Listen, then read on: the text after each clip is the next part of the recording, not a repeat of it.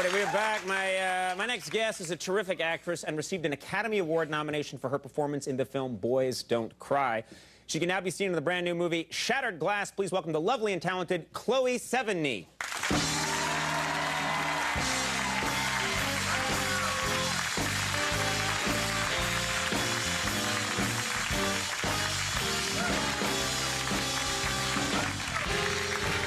You look beautiful. Thank you. Will almost wore that outfit when he came here tonight. Inches away.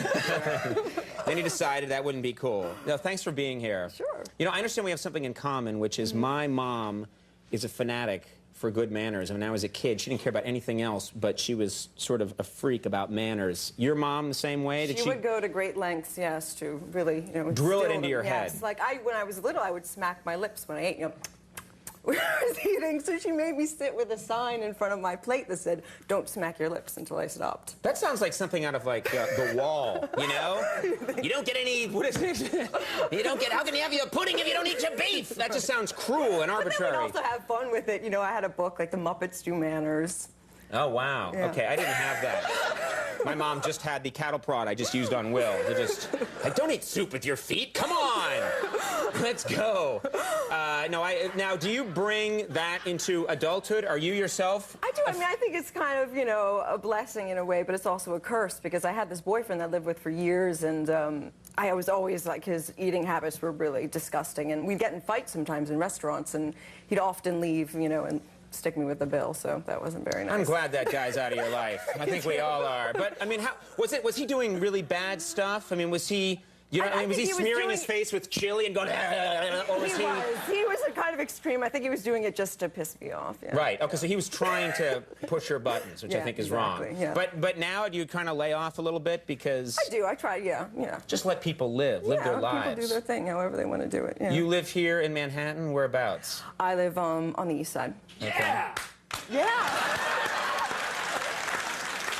People always do that. People always do that. But you know what? Never about the east side. I hate the west side. I won't live west. What are you talking about? I'm on the west side. You are? Yeah. No. Yeah, well, this is like a really, this isn't really like the Sharks and the Jets, really, right here. This is a really sad west side story. You and me fighting in an alley. So you live over there on the east side. Your apartment isn't very big, though, is it? It's very small. Like how small? I'm embarrassed even to say. Well, I'm not embarrassed, but no, it's 200 square feet. It's probably the size of your bathroom, Will. 200 square feet. That's terrible. Yeah, it's like you have to step outside to 12. change your mind. And I live there with my present boyfriend, so it's very... No, wait a minute. That is literally 200 square feet. It's like I'm thinking about this. 19 feet by 12 feet, yeah. 19 feet by 12 feet. Yes. That's your entire living space. Yes, but I have a little terrace, too, that's like 2 feet wide, maybe 19 feet long. 2 feet by 19? What is it, a strip that goes out into the city? It's like a walkway on the prow of a boat. I can see all of Manhattan. That's why, I take the apartment. But that's such a crazy... You can't use a terrace most of the time in New York City. It's too cold. It's too cold, and in the summer's too hot. So I had a terrace, and when I once... You can't use it, period. No. You just look out the window at your terrace all the time while snow is falling on it, and you're really sad. But sometimes you can feel really, claustrophobic in the city, so it's nice to be able to go out on the terrace and see the whole skyline and everything, so... Do you ever just say, like, it's mine, all mine, standing over the city? That's what when you have a terrace, it's great to walk outside and look at all of New York and go, mine, I control it. I do that a lot, and people just yell at me from the street. You're sad, O'Brien. You're a pathetic shell. Let's talk about the new movie, Shattered Glass. Tell us a little bit about this. It's a true story about a writer who wrote for the New Republic that fabricated all of his stories, and, maybe 80% of them, and he was caught, and there was this big article in Vanity Fair, and it really upset, I think, people in journalism a lot. And almost took the magazine down. It almost took the magazine down. Do you like, you say you go in and you see the premiere, or you see the first showing of the movie, do you like looking at yourself up there? No, absolutely not, no.